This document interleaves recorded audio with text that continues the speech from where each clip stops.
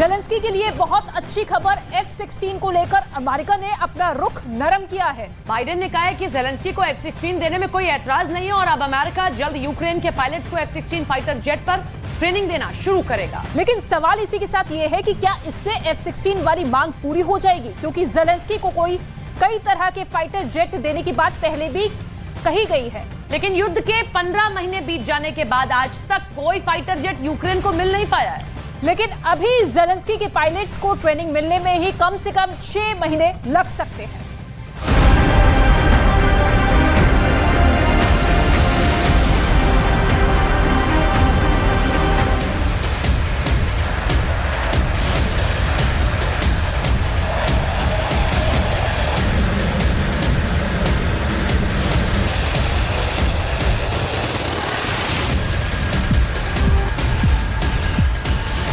Putin के हवाई हमले से ज़ेलेंस्की को कौन बचाएगा?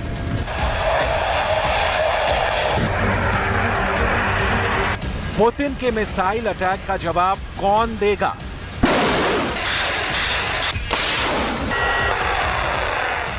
पुतिन की फौज को उनके घर में घुसकर कौन मारेगा? यूक्रेन को बचाने से ज्यादा ज़ेलेंस्की रूस पर हमले के लिए बेकरार है।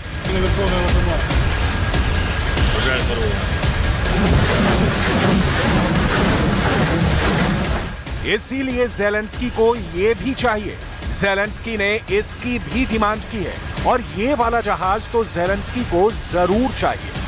ये फाइटर जेट मिल जाए तो ज़ेलेंस्की डॉनबास में रूस के ठिकानों तक ही नहीं बल्कि मॉस्को में पुतिन के हेडक्वार्टर यानी क्रेमलिन तक हमला करेंगे, ये ताकत हासिल करने के लिए। इसलिए ज़ेलेंस्की का मिशन फाइटर जेट शुरू हो गया है, जिसे यूरोप और अमेरिका में ज़ेलेंस्की की फाइटर जेट डिप्लोमेसी कहा जा रहा है। ऐसा इसलिए क्योंकि पुतिन का दिल जहां चाह रहा होगा, रूस की मिसाइल वहां गिर रही है। पुतिन के इशारे पर रूस के फाइटर जेट बड़ी बड़ी इमारतों को मलबे के ढेर में तब्दील कर रहे हैं। ऐसा बखमूत में हुआ है, ऐसा केरसोन और ओडेसा में हुआ है, ऐसा दुनिया ने मारिउपोल में देखा है और अब खार्किव के साथ कैपिटल कीव भी इसी तरह पुतिन के गुस्से का शिकार बन रही है।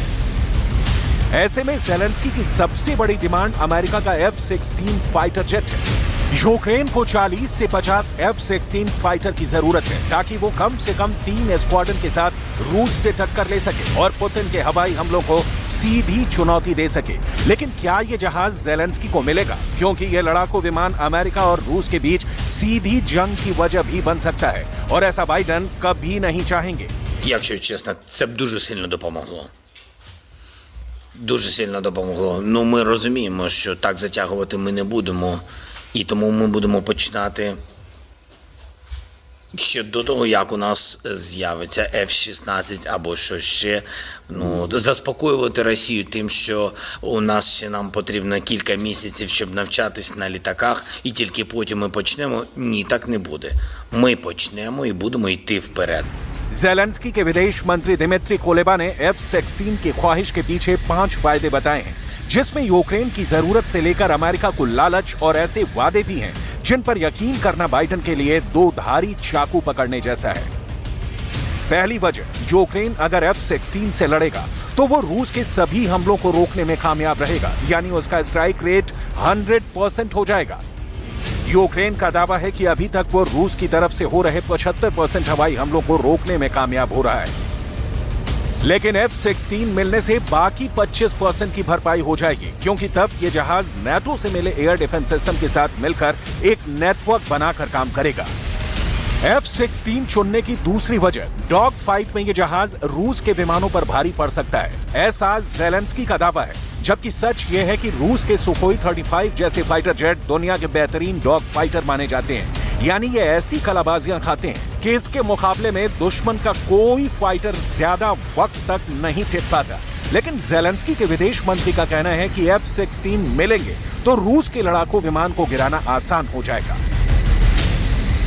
Звернувся до колег з проханням,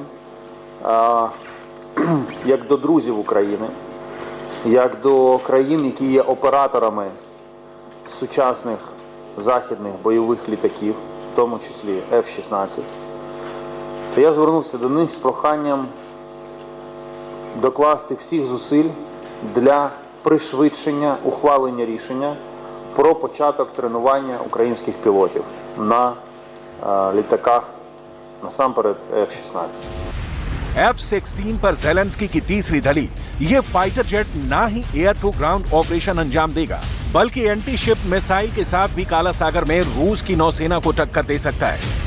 इस वक्त क्राइमिया और काला सागर के आसपास आसमान पर पूरी तरह रूस का कब्जा है और पुतिन के विमान लगातार नेटो के विमानों को भी खदेड़ रहे हैं। ऐसे में जेलेंस्की का F-16 किस खेत की मूली साबित होगा? यूक्रेन की एयरफोर्स और खास तौर पर जेलेंस्की F-16 पर बार बार जोर क्यों दे रहे हैं? इसकी चौथी वजह समझिए। जेलेंस्की का दावा है कि अगर उनको ये फाइटर जेट मिला तो रूस से होने वाले एनकाउंटर के बारे में वो अमेरिका को पूरी जानकारी देंगे, जिससे F-16 के खिलाफ रूस के फाइटर जेट्स की कमियां और खूबियां, ये दोनों बातें बाइडेन को पता चल जाएंगी। जेलेंस्की अमेरिका को लालच दे रहे हैं, वो रूस की एयरफोर्स के खिलाफ अनुभव अमेरिका को देना चाहते हैं, लेकिन क्या अमेरिका को इसकी जरूरत है? क्योंकि अब वो खुद इस विमान की जगह नए स्टेल्थ फाइटर जेट F-35 शामिल कर रहा है। और अब F-16 को लेकर जेलेंस्की की पांचवी वजह, जेलेंस्की का दावा है कि वो इस जहाज को डिफेंस में इस्तेमाल करेंगे, अपनी जमीन बचाएंगे, रूस के अंदर इससे हमला नहीं करेंगे। इसलिए पुतिन को ये युद्ध नाटो के अंदर ले जाने की वजह कभी नहीं मिलेगी। हालांकि जेलेंस्की पर बाइडेन भरोसा करेंगे ये कहना मुश्किल है, क्योंकि वो पहले से ही जानते हैं कि क्रेमलिन पर अटैक से लेकर रूस के अंदर हवाई अड्डों और तेल के डिपो पर यूक्रेन हमला करता आया है। ऐसे में F-16 को लेकर जेलेंस्की पर 100% यकीन नहीं किया जा सकता। जेलेंस्की इस फाइटर जेट की मांग युद्ध की शुरुआत के बाद से ही कर रहे हैं, लेकिन अभी तक अमेरिका ने कोई सकारात्मक जवाब नहीं दिया है। हालांकि अमेरिका में जेलेंस्की के लिए आवाज उठ रही है। Strong voice on both the ATACMS, the long-range artillery to hit the Iranian drones in Crimea, in addition to the F-16s. अभी यूक्रेन, पोलैंड और स्लोवाकिया से मिले MiG-29 विमानों से काम चला रहा है, लेकिन वो पुराने हैं और रूस का आसान शिकार बन रहे हैं। ऐसे में जेलेंस्की ने यूरोप के बड़ी पावर्स का दौरा किया है। हथियारों को लेकर जेलेंस्की की ये बेकरारी इटली से लेकर फ्रांस और जर्मनी से लेकर ब्रिटेन तक फैल गई है। इसीलिए जेलेंस्की ने यूरोप के 4 देशों का एक्सप्रेस दौरा किया है। जेलेंस्की सबसे पहले इटली गए, इसके बाद जेलेंस्की फ्रांस भी गए और जर्मनी भी गए। फिर जेलेंस्की ने ब्रिटेन के भी दौरे का फैसला किया। इस दौरे में पहले से ही जेलेंस्की को स्टॉर्म शैडो मिसाइल दी गई है। ये मिसाइल नाटो का बहुत ही खास हथियार मानी जाती है, जो यूरोफाइटर टाइफून से लेकर राफेल और ग्रिपेन से लेकर टॉर्नेडो और मिराज फाइटर से भी लॉन्च की जा सकती है। इस मिसाइल के मिलने का मतलब है कि जो हथियार अमेरिका ने भी जेलेंस्की को नहीं दिया, उससे ज्यादा रेंज की मिसाइल तो ब्रिटेन ने जेलेंस्की को थमा दी है। लेकिन जेलेंस्की पुतिन को हराने के लिए पूरे नाटो से और हथियार मांग रहे हैं, और इसमें सबसे बड़ी डिमांड फाइटर जेट की है। उनको चाहिए F-16 फाइटर जेट, और ये जेलेंस्की को बहुत जल्दी चाहिए। जेलेंस्की ने ये मांग ब्रिटेन से भी की जब वो ऋषि सुनक से मिलने उनकी ऐतिहासिक हवेली चेकर्स में गए। लेकिन सुनक ने साफ कह दिया कि अभी आप ड्रोन से काम चलाइए और स्टॉर्म शैडो जैसी क्रूज मिसाइल से हमले कीजिए। फाइटर जेट की डिमांड पर ब्रिटेन ने अभी तक यूक्रेन के पायलटों को ट्रेनिंग देनी शुरू कर दी है। फ्रांस भी अभी तक ट्रेनिंग के वादे से आगे नहीं बढ़ पाया है। C'est donc qu'on livre tout, mais qu'on ne fasse pas la guerre à la Russie. On ne fait pas la guerre à la Russie. On aide l'Ukraine à résister face à l'assaillant russe. Ce qui veut dire qu'on ne livre pas d'armes qui permettraient d'atteindre le sol russe ou d'attaquer la Russie. Miraj 2000 भी अच्छा fighter jet है, लेकिन Zelensky की सुई F-16 पर अटकी हुई है। चाहे ब्रिटेन हो, इटली हो, फ्रांस हो या फिर जर्मनी, ये देश चाहकर भी जेलेंस्की को F-16 नहीं दे सकते, क्योंकि ये अमेरिका का फाइटर जेट है। और जो देश इसे इस्तेमाल करते भी हैं, वो भी ऐसा तभी कर सकते हैं जब बाइडेन इसके लिए राजी होंगे। Boris is right. This is up to the White House to decide whether it wants to release that technology. NATO का रुख देखकर पता चलता है कि पुतिन के गुस्से का बहुत खौफ है। बाइडेन भी इसके आगे लाचार नजर आ रहे हैं। वो पुतिन को भड़काने वाला कोई कदम नहीं उठाना चाहते। बाइडेन जानते हैं कि जेलेंस्की को F-16 देने से वर्ल्ड वॉर से लेकर परमाणु युद्ध तक की नौबत आ सकती है।